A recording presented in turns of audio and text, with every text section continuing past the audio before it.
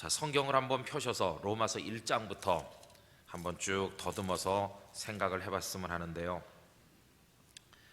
로마서 1장 1절부터 나오는 앞부분의 이야기는 문안 인사였습니다. 사도 바울이 로마 교회 성도들에게 문안 인사를 보내는 얘기가 쭉 나왔었고요.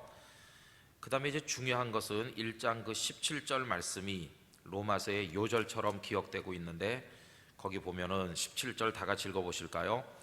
복음에는 하나님의 의가 나타나서 믿음으로 믿음에 이르게 하나니 기록된 바 오직 의인은 믿음으로 말미암아 살리라 함과 같으니라. 아멘. 우리 최대의 문제가 뭐냐 하면, 우리 모든 사람의 가장 큰 관심사가 뭐냐 하면, 어떻게 하면 죽지 않고 사느냐, 어떻게 하면 멸망하지 않고 생명을 얻느냐 하는 문제입니다. 사실 오늘날도 보면 사람들이 왜 굶지 않고 먹습니까? 또 왜 아픈 병을 방치하지 않고 병원에 갑니까? 결국 따져보면 다 살고자 하는 것이거든요. 그런데 오늘 그 읽은 17절 방금 읽은 데 보니까 살리라 이렇게 나옵니다. 어떻게 사느냐? 우리로 영원히 살게 하는 생명의 비결이 거기 나와 있는데, 믿음으로 말미암아 산다 그렇게 말씀했습니다. 그러니까 로마서 전체에 흐르고 있는 주제 중에 하나가 뭐냐 하면 사는 비결입니다. 어떻게 하면 살 수 있느냐? 다른 말로 바꿔 말하면 어떻게 하면 구원 받을 수 있느냐 하는 문제거든요. 그럼 여러분, 구원의 비결이 뭐겠습니까? 믿음이죠. 믿음으로 산다, 믿음으로 구원받는다. 이게 이제 앞에 이렇게 전제되고 있습니다. 그러면서 이제 그 다음에 나오는 얘기는 왜 우리가 구원받지 않으면 안 되느냐를 쭉 설명하고 있어요. 왜 구원받지 않으면 안 되느냐? 그것은 우리가 멸망하도록 되어 있기 때문이라는 것입니다. 그럼 왜 멸망할 수밖에 없느냐? 그 이유는 우리가 죄인이기 때문이라는 것입니다. 그러면서 실제로 우리에게 어떤 죄가 있는지 그것을 하나씩 따지고 있어요. 그래서 1장 18절 말씀부터 1장 맨 마지막 절까지는 이방인들의 문제를 따지고 있습니다. 하나님을 알지 못하는 이방 사람들은 과연 어떤 죄가 있는가 하는 것을 쭉 따져나가는데, 제일 큰 문제는 뭐냐 하면 그들이 하나님을 모르는 것 그 자체가 제일 큰 문제라는 것입니다. 그래서 그들은 우상 숭배자라는 것이죠. 그래서 여러분, 거기 20절 같은 데 내려와 보면요, 창세로부터 하나님의 보이지 아니하는 것들 곧 하나님의 영원하신 능력과 신성이 하나님께서 만드신 만물에 분명히 보여 알려져 있나니, 그러므로 이방 사람들이 우리는 하나님을 모른다 이렇게 핑계할 수 없다고 말씀하죠. 그러면서 이 사람들의 마음이 어두워져서 어떻게 우상 숭배자가 됐습니까? 23절 읽어보실까요? 썩어지지 아니하는 하나님의 영광을 썩어질 사람과 새와 짐승과 기어다니는 동물 모양의 우상으로 바꾸었느니라.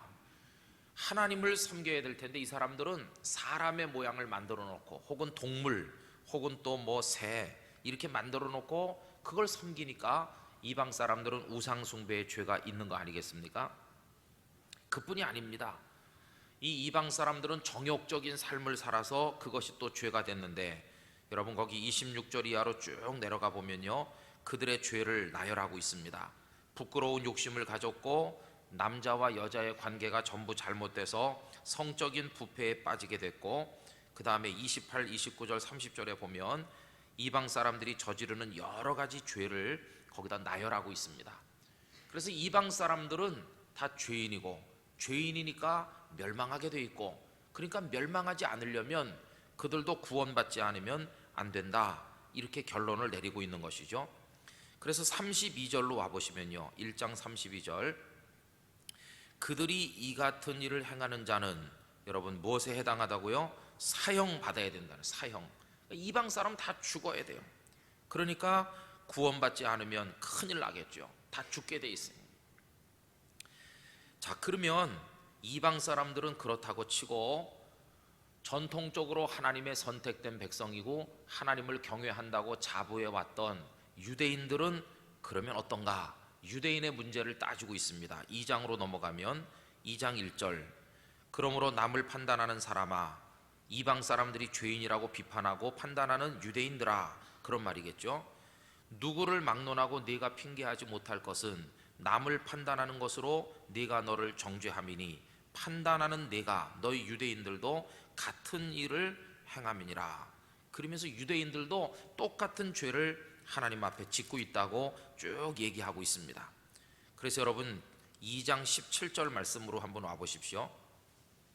유대인들을 책망하고 있는데요, 유대인이라 불리는 네가 율법을 의지하며 하나님을 자랑하며 율법의 교훈을 받아 하나님의 뜻을 알고 지극히 선한 것을 분간하며 맹인의 길을 인도하는 자요 어둠에 있는 자의 빛이요 율법에 있는 자의 지식과 진리의 모범을 가진 자로서 어리석은 자의 교사요 어린아이의 선생이라고 스스로 믿으니, 스스로 그렇게 믿었어요. 우리 유대인들은 특별하다, 우린 선택된 민족이다, 우리는 맹인을 인도하는 자와 같다, 이런 자부심을 가졌는데 21절부터 신랄하게 꾸짖었죠. 그러면 다른 사람을 가르치는 네가 네 자신은 가르치지 아니하느냐? 도둑질하지 말라 선포하는 네가 도둑질하느냐? 간음하지 말라 말하는 네가 간음하느냐? 우상을 가증히 여기는 네가 신전 물건을 도둑질하느냐? 이런 식으로 유대인들을 신랄하게 비판하고 있습니다. 그래서 이제 이방인도 그렇고 유대인도 그렇고 다 멸망하게 돼 있다는 거예요. 그러므로 그들이 그 문제를 해결하려면 구원을 받아야 되는데, 여러분 아까 1장 17절에서 구원받는 한 가지 비결이 뭐라고 전제되어 있습니까? 믿음으로 산다, 믿음으로 구원받는다, 오직 믿음, 그 하나를 말씀하고 있어요. 그래서 3장으로 넘어와서 3장 10절에 보면 기록된 바 의인은 없나니 하나도 없으며, 이방인도 유대인도 모두 다 멸망하고 사형에 처해진 그런 존재와 같은데, 이제 그들이 살려면 믿음을 가져야 됩니다. 믿음. 그럼 도대체 여러분 믿음은 뭘 믿는 믿음일까요? 그것은 다른 게 아니라 하나님을 믿는 믿음이요 하나님의 의를 믿는 믿음이요 그 의를 담아서 우리에게 오신 예수 그리스도를 믿는 믿음이다, 그 말입니다. 그래서 여러분 3장 20절 말씀으로 와보실까요? 이제 그 믿음을 조금 더 구체적으로 설명하고 있죠. 그러므로 율법의 행위로 그의 앞에 하나님 앞에서 의롭다 하심을 얻을 육체 그럴 사람은 없다는 것입니다. 율법으로는 죄를 깨달을 뿐이지 구원을 받을 수는 없다.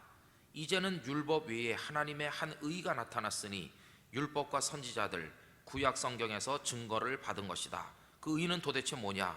22절이 너무도 중요하죠. 다 같이 읽어봅시다. 곧 예수 그리스도를 믿음으로 말미암아 모든 믿는 자에게 미치는 하나님의 의인이 차별이 없느니라. 할렐루야. 이제 믿어야 산다고 그랬는데 이제 여기서 그 정체가 드러났어요. 어떤 믿음이냐?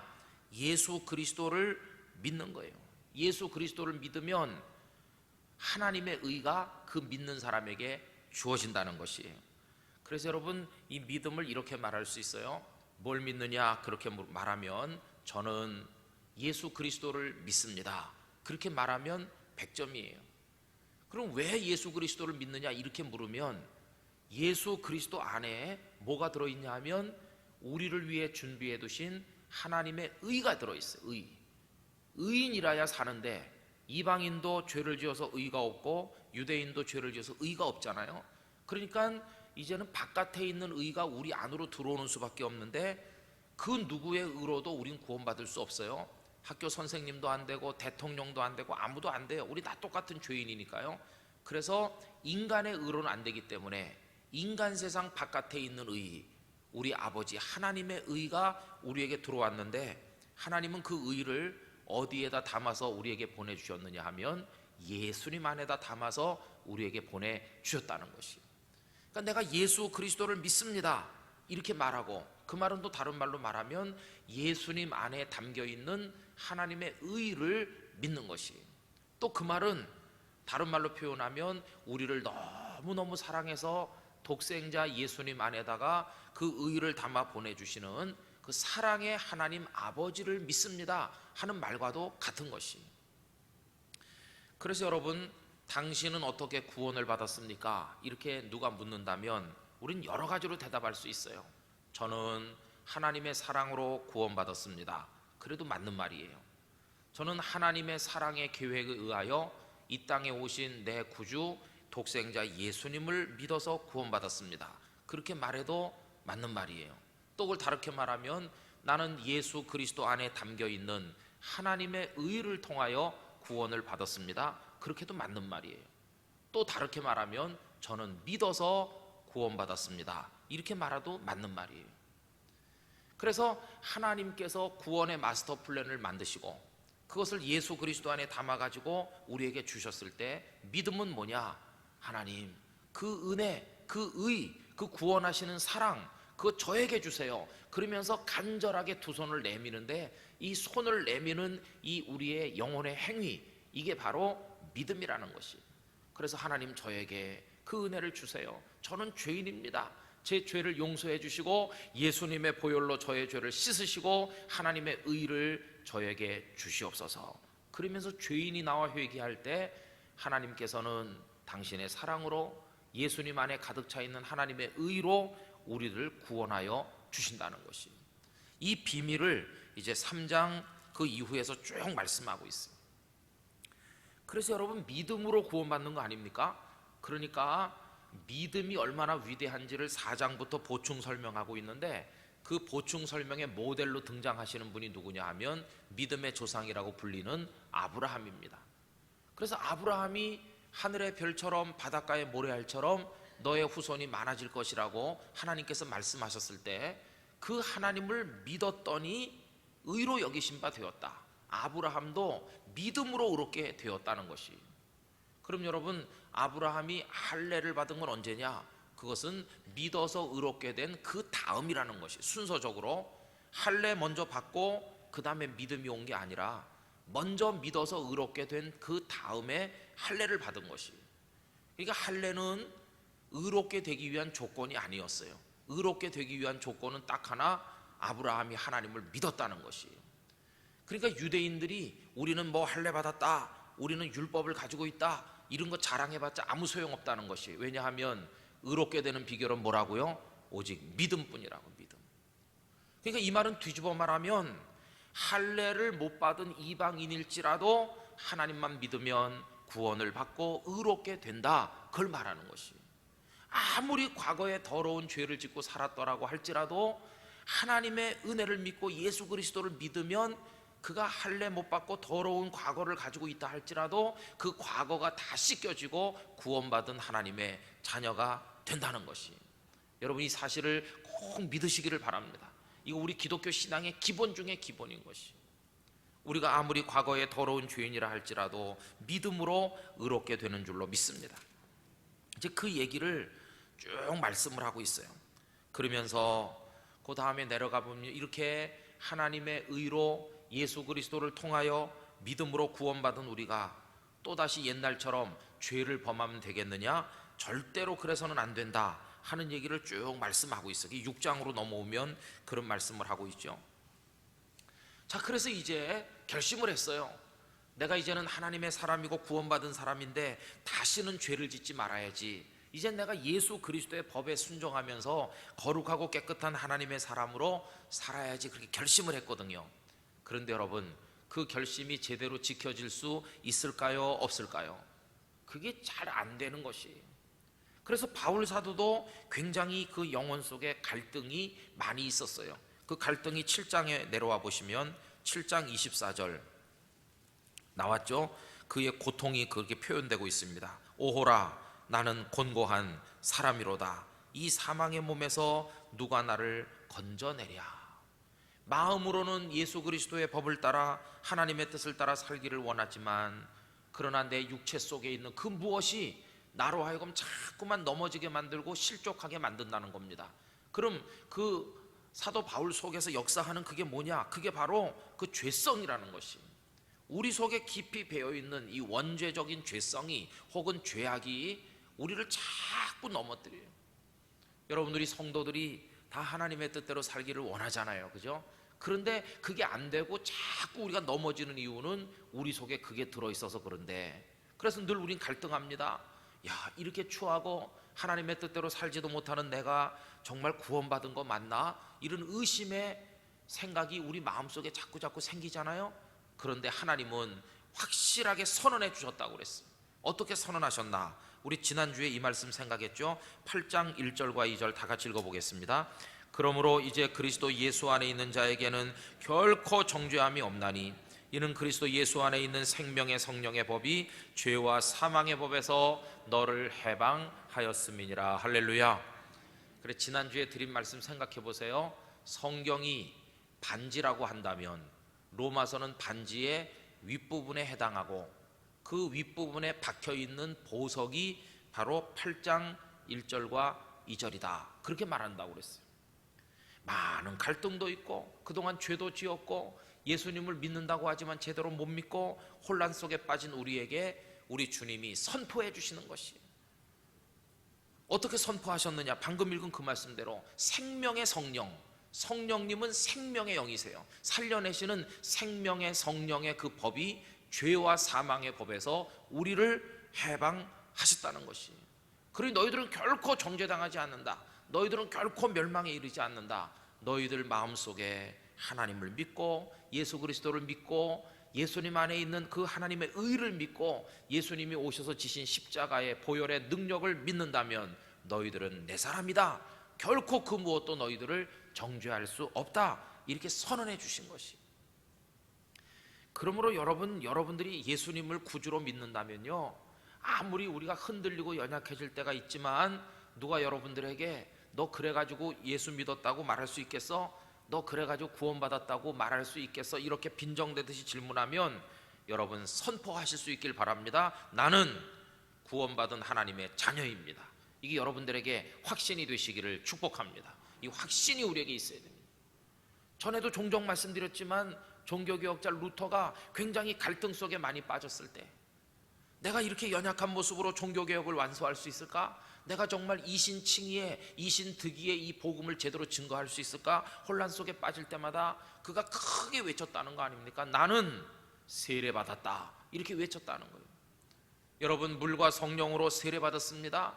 예수님의 이름으로, 아버지 하나님의 이름으로, 성령으로, 삼위일체 하나님의 이름으로 세례받았습니다.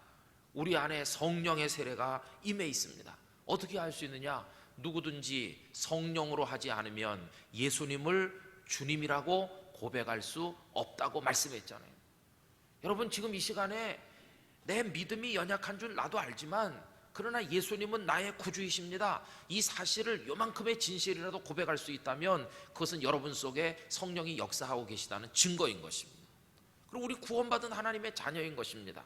그럼 마귀가 와서 우리를 밑바닥부터 뒤흔들어도 요동할 이유가 전혀 없는 것입니다. 당당하게 하나님의 자녀로서의 자부심을 가지고 구원받은 성도의 자유함을 누리게 되시기를 축원합니다. 우리 속에 있어야 되는 것이죠. 이 정체성이 흔들리는 사람은 예수 믿는 사람이라고 말할 수 없어요. 아침에는 예수 믿는 사람 같은데 저녁에는 아닌 것 같고, 어떤 날은 하나님의 자녀의 기쁨이 넘치다가 어떤 날은 버림받은 자처럼 초라하다면 이건 잘못된 것이, 구원의 확신이 있는 사람은 내가 병원에 가서 암 판정을 받아도 구원받았다고 하는 사실이 취소되면 안 되는 것입니다. 내가 구원 못 받았으니까 하나님이 나에게 병을 주셨지, 천만에요. 내가 사업을 깡그리 망해서 알거지처럼 되고 가난해졌다 할지라도 구원의 확신이 있는 사람은 흔들리지 않습니다. 그런데 이거 없으면 내가 사업에 실패한 거 보니까 난 아직 구원받지 못한 하나님이 버린 자인가 보다, 천만의 말씀이에요. 여러분, 구원받은 하나님의 자녀라는 사실은 취소되지 않아요. 우리가 우리 자녀들을 너는 내 아들 내 딸이라고 사랑해 주지 않아요. 그럼 그 아이들이 언제나 잘합니까? 그건 아니에요. 아무리 엄마 아빠가 사랑해 주고 너는 내 자식이다 이렇게 하고 이 아이도 아빠 엄마 그래도요, 이 애가 커가지고 부모 마음에 100% 맞게 하는 것은 아니에요. 학교 보냈더니 30점도 맞아가지고 올 때도 있어요. 누구네 집 아이처럼. 그런 거예요, 그죠? 너 내 자식 맞냐? 아버지가 화가 나요. 왜냐하면 아버지는 서울대학교 나오고 엄마도 서울대학교 나왔어요. 네가 내 자식 맞냐? 이거 정말 유전자 검사해봐야 되겠다, 이럴 수 있어요. 그러나 분명히 그 집 자식이에요. 유전자 검사해보니까 틀림없어요. 그런데 뭐 시험지는 30점인데 뭐. 넌 오늘부터 내 자식 아니야, 아무리 이렇게 소리 질러봤자 그건 내 자식인 것이. 여러분, 아무리 부모가 너는 내 자식이라고 사랑해 준다고 걔가 놀이터에서 놀다가 떨어지는 일이 없습니까? 떨어져서 무릎도 깨지고 다치고 그러는 거예요. 여러분, 우리도 마찬가지입니다. 하나님의 자녀라는 사실은 변함이 없음에도 불구하고 우리들은 넘어질 때도 있고 실수할 때도 있고 믿음의 성적표가 20점밖에 안 될 때도 있고 그런 것이. 그래도 취소되지 않는 거, 우리는 하나님의 자녀라고 하는 것이. 아무리 놀이터에서 굴러떨어져 다리가 분질러져도요, 그 아버지 어머니가 사랑해주고 병원에 가서 다 뼈 맞춰주고 치료해주지 버리지 않습니다. 뼈 부러져서 오는 녀석은 내 자식 아니다, 절대 그렇지 않아요. 빵점을 맞아와도 어머니 아버지는 환영해 주는 것이에요. 여러분, 그래서 우리가 흔들리지 않아야 될 최후의 한 가지 믿음이 있는데, 우리는 하나님의 구원받은 자녀라는 것이에요. 절대로 이거 흔들리지 않게 되시기를 기원합니다. 어떤 형편에 처해도 이건 흔들리면 안 되는 것이에요. 그럼 이제 우리에게 한 가지 숙제가 주어집니다. 그건 뭐냐 하면, 아니 그렇다고 해서 내가 맨날 빵점만 맞으면 되겠나? 그게 문제인 것입니다. 아무리 하나님이 넌 내 새끼야 이렇게 하지만 그렇다고 맨날 빵점만 맞아가지고 올 수는 있습니까? 그럴 수는 없는 거죠. 이제 그게 우리의 고민이 되는 거예요. 하나님이 나를 이렇게 사랑해 주시고 하나님의 자식으로 인쳐 주셨는데 맨날 부러져서 깨지고 부러지고 뭐 맨날 빵점 맞는 애처럼 난 그럴 수는 없지. 이게 이제 우리 숙제예요, 숙제. 그래서 이제 로마서 구조가 지난주에 생각한 데까지는 넌 내 자식이야 이렇게 선언해 주시는, 넌 확실히 구원받았어, 너는 무슨 일이 있어도 천국의 사람이야 이렇게 선언해 주시는 데까지 지난주에 우리 말씀을 생각했잖아요. 그죠? 오늘부터는요, 그 중심 주제 속에 성령님의 이야기가 많이 나옵니다. 이게 주제가 바뀌는 것입니다. 여기서부터 어떻게 이게 전환되느냐 하면은, 넌 이제 내 자식이지, 확실히 구원받았지 이렇게 말씀한 다음에, 그러면 다음에는 빵점 말지 말고 조금 잘해봐 이렇게 말씀하거든요. 조금 잘하려면 뭐가 필요한가? 이게 이제 오늘 본문부터 시작되는 것이에요. 그래서 여러분 이제 8장, 9장, 10장, 11장, 12장 이쪽으로 내려가면은요, 그 앞부분하고 주제가 다릅니다. 앞부분에는 어떻게 하면 살 수 있느냐, 어떻게 하면 구원받을 수 있느냐, 이 죄인이 어떻게 구원받느냐 하면서 살펴 나오는 것이었다면, 이제 여기서부터는 믿음으로 구원받고 이거 다 배웠으니까 이제 그 다음부터는 이제 어떻게 하면 하나님의 자녀답게 좀 성적표 좀 잘 갖다 드리고 효도하면서 우리 아버지 하나님을 기쁘시게 해드릴 수 있을까, 이제 그 문제를 다루고 있어요. 이걸 신학에서는 성화라고 말합니다. 지금까지 얘기한 것은요, 구원받는 얘기인데 이제는 거룩하게 사는 주제로 주제가 전환되고 있어요. 그래서 믿음으로 의롭게 되어서 구원받는 논리를 소위 이신칭의 혹은 이신득의 이렇게 말했어요. 이신, 이 말은 신은 믿는다 그 말 아닙니까? 믿음으로써 칭의, 의롭다고 칭함 받는다, 혹은 믿음으로써 득의는 의를 얻는다, 그런 뜻이죠. 믿음 하나를 가지고 하나님으로부터 의롭다고 인정받아요. 믿음 하나를 가지고 하나님의 의를 내가 얻었어요. 그래서 이제 구원을 받았어요. 구원받은 겁니다. 그럼 구원받은 그 다음에 사명은 뭐냐? 구원받은 사람답게 살아가는 건데, 7장에서 나온 것처럼 오호라 나는 곤고한 사람이로다, 언제까지나 이렇게 살면 안 된다는 것이, 이제는 하나님의 자녀답게 어디 내놔도 아주 자랑스럽게 아주 멋있게 100점짜리 답안지를 가져다 낼 만한 그런 자녀로 살아야 된다는 것이. 그래서 이제 오늘 8장부터는요, 어떻게 하면 성적표를 잘 받아올 수 있는지 그 비결을 가르쳐주고 있는 거거든요. 그래서 여기는 거룩한 삶을 살 수 있게 만드는 특별 과외 지도를 해주는 거나 마찬가지예요. 성적표 잘 받는 법, 그걸 가르쳐주고 있어요. 결론적으로 얘기하면은요, 이렇게 이제 주제가 바뀌어서 구원받은 사람이 성화, 거룩하게 되어 살아가는 하나님의 자녀답게 사는 삶에 관한 얘기로 나오는데, 어떻게 하면 거룩하게 살 수 있냐? 오늘 읽은 5절부터 11절까지 말씀의 핵심은 뭐냐 하면은요, 우리 속에 하나님의 성령이 임재하시면 거룩하게 살 수 있다는 것입니다. 할렐루야. 그게 해답인 것이에요. 여러분, 우리는요, 육적인 존재가 아니고 영적인 존재입니다. 우리에겐 영혼이 있어요. 영혼. 이 몸뚱아리가 우리가 아니고 영혼이 우리 자신인 것입니다. 그래서 그 증거를 많이 얘기할 수 있어요. 여러분, 내가 밥을 아주 맛있는 음식을 먹었어요. 산의 진미를 골라서 정말 입이 달도록 내가 배가 이렇게 부르도록 먹었어요. 육체를 내가 만족시켰잖아요. 그러면 어때야 됩니까? 기분이 좋아야 되잖아요. 그런데 우리 사람은 그렇지 않아요. 아무리 맛있는 음식을 가져다 놔서 내가 그걸 먹어도 기분이 굉장히 더럽고 괜히 먹었다 이렇게 후회도 되고, 먹고 일어나면서 화가 머리끝까지 나기도 하고 그래요. 그 이상하네.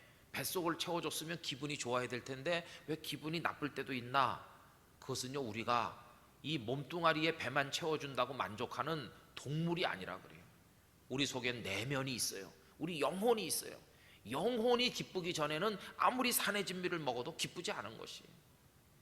그래서 소크라테스가 유명한 말을 했잖아요. 배부른 돼지가 되기보다는 배고픈 사람이 되겠다. 여러분, 돼지는 먹을 것만 주면 행복해 보여요.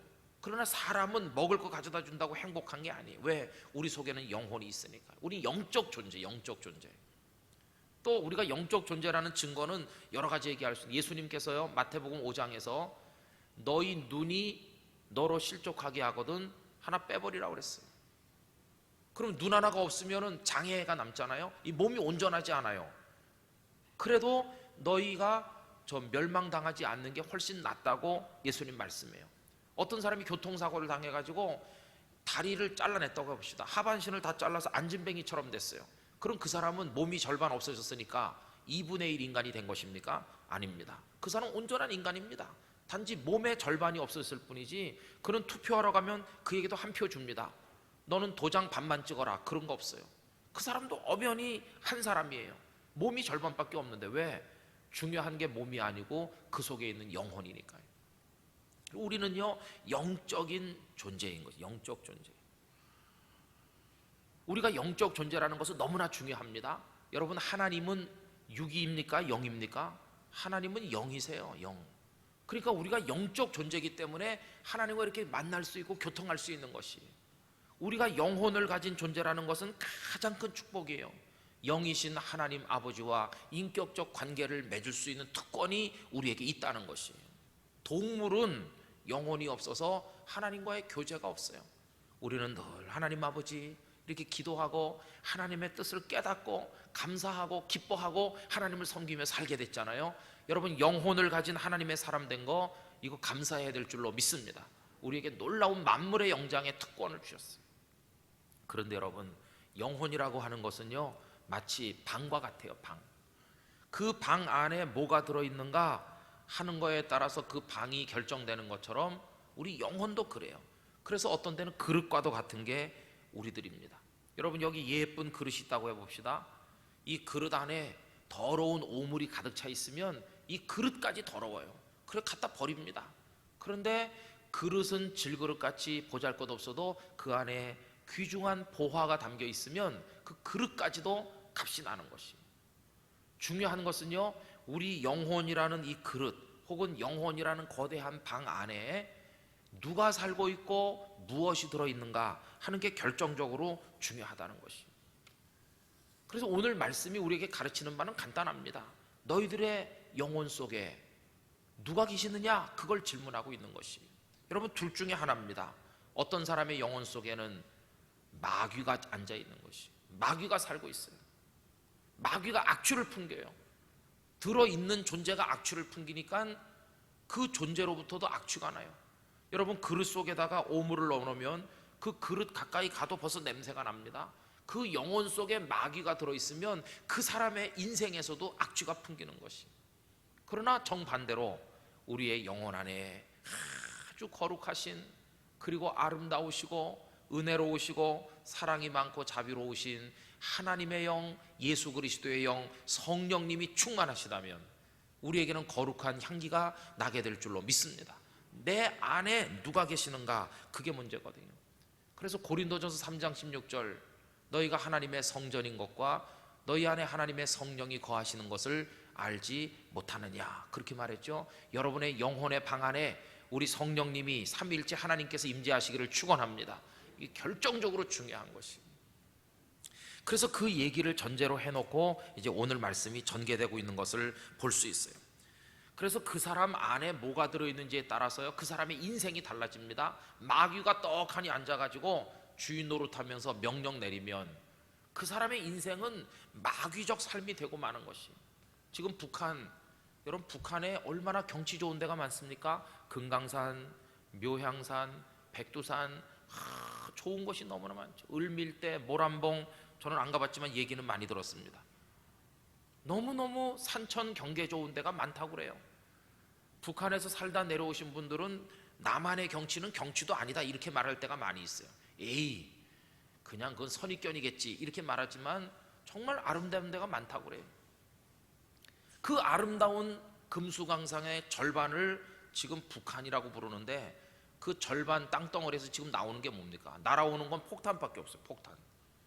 거기서 나오는 거는 참 비참한 얘기밖에 없어요. 굶어 죽는 얘기, 요독 수용소 같은 데 가서 탄압받는 얘기, 그리고 학살당하는 얘기, 이런 얘기만 거기서 나오고 악취를 풍기지 북한에서 무슨 좋은 얘기가 지금 나오고 있습니까?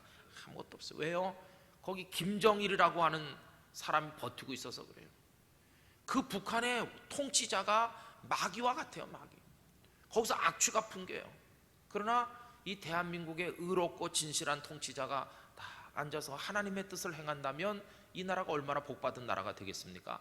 여러분, 똑같은 원리에 따라서 우리 속에 뭐가 있는지가 문제거든요. 그래서 오늘 본문 9절을 한번 읽어봅시다. 우리 안에 뭐가 있는지 다 같이 읽어보겠습니다. 만일 너희 속에 하나님의 영이 거하시면 너희가 육신에 있지 아니하고 영에 있나니 누구든지 그리스도의 영이 없으면 그리스도의 사람이 아니라. 아멘. 끄트머리에 보시면요, 누구든지 그리스도의 영, 성령님이 없으면 그리스도의 사람이 아니라. 그런데 그걸 뒤집어 말하면 그리스도의 영이 우리 안에 계시면 우리는 뭐가 되겠습니까? 그리스도의 사람이 되는 것이. 그 9절에 보니까 성령님을 두 가지로 말했어요. 하나님의 영이라고도 말하고 그리스도의 영이라고도 말했어요. 왜 그렇습니까? 삼위일체시니까요. 성부 하나님의 영이기도 하고 성자 예수 그리스도의 영이기도 한데 그분이 바로 성령님이시거든요. 그래서 그 안에 들어있는 거에 따라서 인생이 달라져요. 여러분 5절로 내려와 봅시다. 5절, 육신을 따르는 자는 육신의 일을, 영을 따르는 자는 영의 일을 생각한다. 요거 육신을 따른다는 말은 마귀의 지령을 받는다 그런 뜻이에요. 육체적 욕망을 따라서 그런 사람은 늘 그 육신의 일만 생각해. 육신의 일, 아무 가치 없는 거. 그러나 영을 따르는 자, 하나님의 성령을 따라 사는 사람은 영의 일을 생각해요. 살아가는 방식이, 패턴이 완전히 다르다 그 말입니다. 자, 그러면 그 결과는 어떨까요? 결과도 천양지 차이예요. 6절 보실까요? 육신의 생각은 뭐라고 그랬습니까? 그렇죠, 이게 멸망하는 거예요. 멸망. 그러나 영의 생각, 성령을 따라 사는 사람의 그런 생각은 뭘 가져오느냐? 생명과 평안이니라. 할렐루야.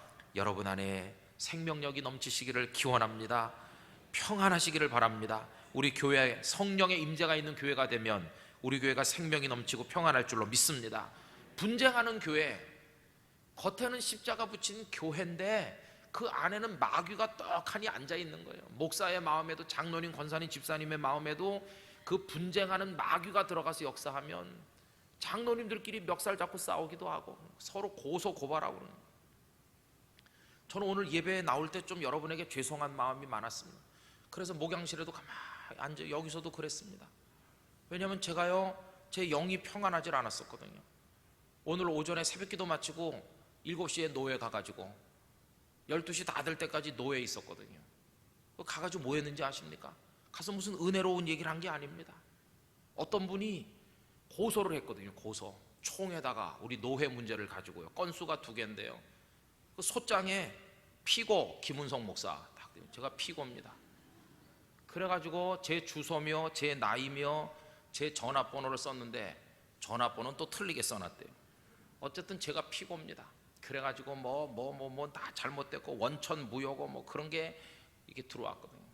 그럼 우린 그걸 갖다 총회로 보내서 재판을 받아야 되는데요.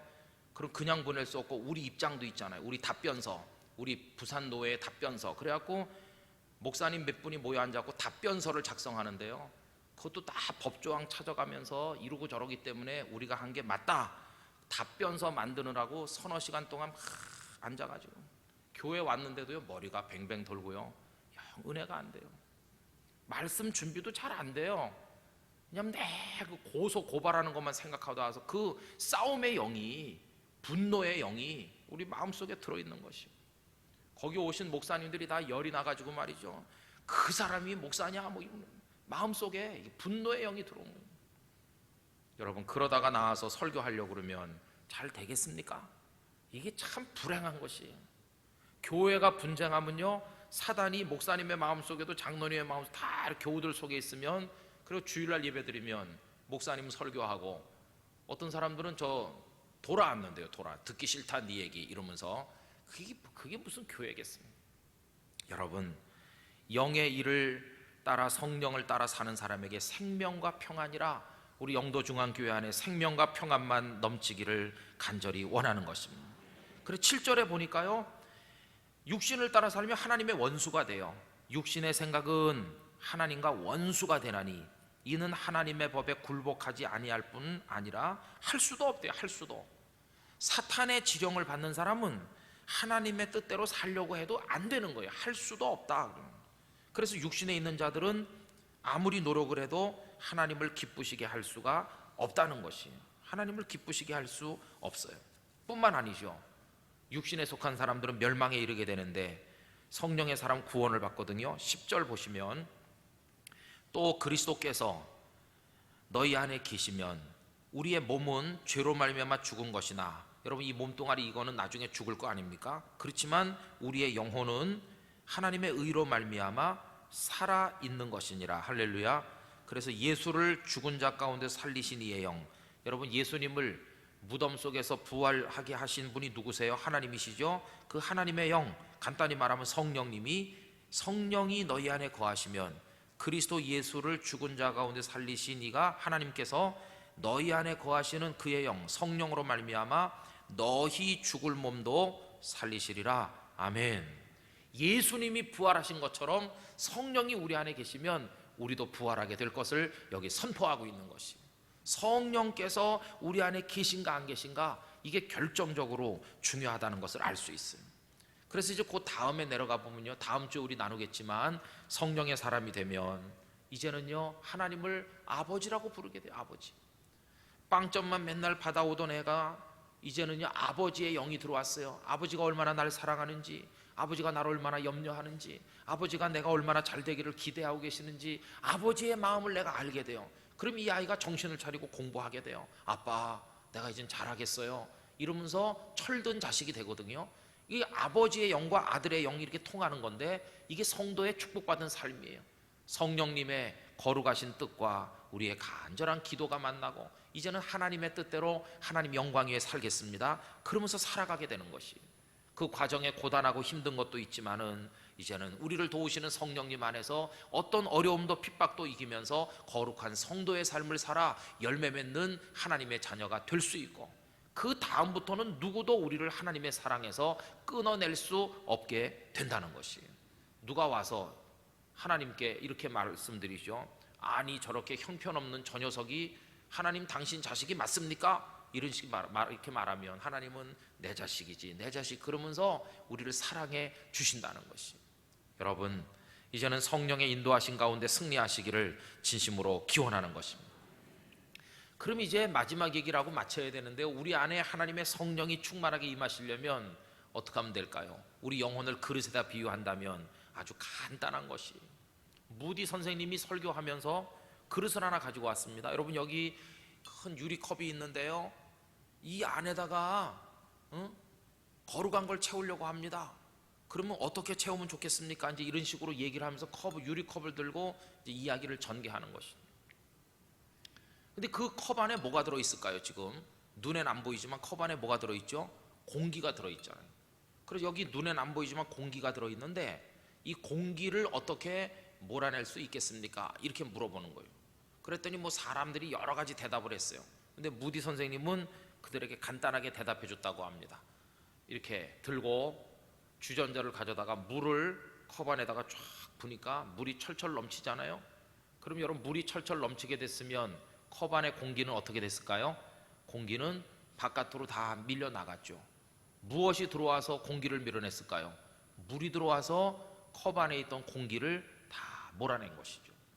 그러면서 그 무디 선생님이 설교하시기를, 하나님의 성령의 생수가 우리 영혼에 쏙 들어오면 이 안에 있던 냄새나던 악취나던 공기가 다 빠져 나간다, 이렇게 가르쳐 줬다는 것입니다. 여러분, 우리 속에 있는 더러운 죄악을 이기고 하나님의 뜻을 따라 승리하는 유일한 비결은 우리 속에 성령님의 충만을 받는 것밖에 없다는 사실 기억하시기를 바라는 것입니다. 늘 사모해야 돼요. 성령님, 내 안에 오셔서 나를 꽉 채워주십시오.